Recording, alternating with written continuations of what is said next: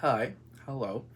I'm Santiago Reyes, and I'm gonna be talking about American Historia, the untold history of Latinos.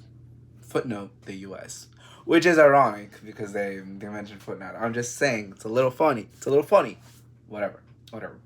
Anyways, they're saying that Latinos and Chicanos and like all of those things, Latinos or Mexican Americans, name of the course, are part of the backbone of the United States. And before we're here, like we're part of the history, unlike how they made us seem less or whatever. Like we're a part of it, we will be part of it, we are part of it, and you can't change that. Alright. So we are not just a footnote or an asterisk of the American history like Batalla de Puebla and like whatever that, not that, there's more to it. And it expands, or it starts off with the Aztecs, Tehulican,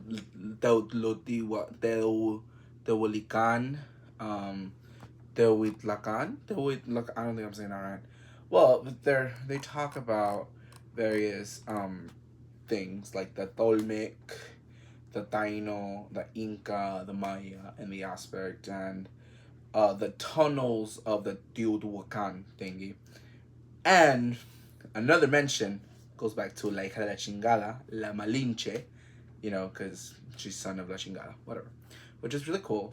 It expanded on things I already knew. And it's like, okay, this is part of it. And this is like the discovery of our culture. Let's say, I'm going to frame it like that. And in the second episode, the guy, I don't know how to say his name, Subi, he talks about us in the American Revolution, which I was surprised because, you know, it's interesting.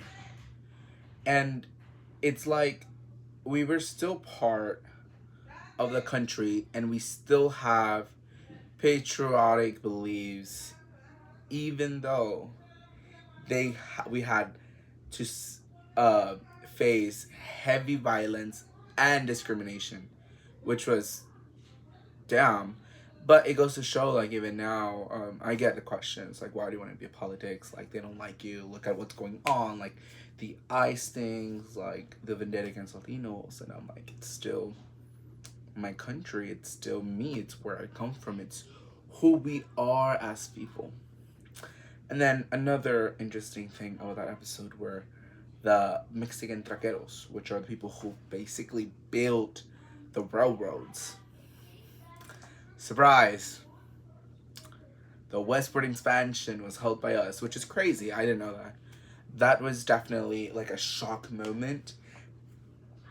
Down, honestly, just down. That's crazy. A wow moment in it, honestly. Like, and it would be like something that it is so like buried under in regular history. Thankfully, in my history 2 class, we did dig into the Ed Couch Elsa thing. Though we also talked about it in this class, which goes into my next point with the Mendez and Westminster case, where they ended school segregation for us, in 1947.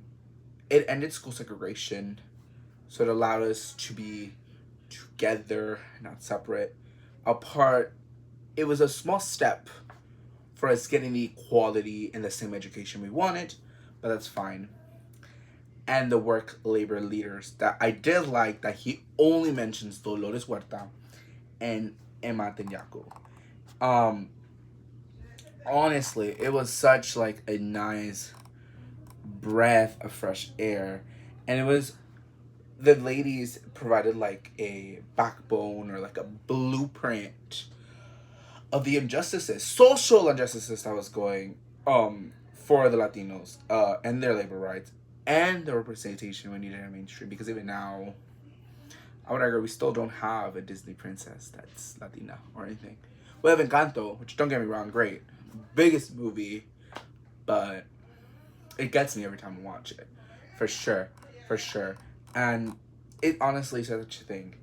It's like, it's something really good because it lets us see the Latino heroes and the contribution we had to the blueprint and the foundationals to who we are today.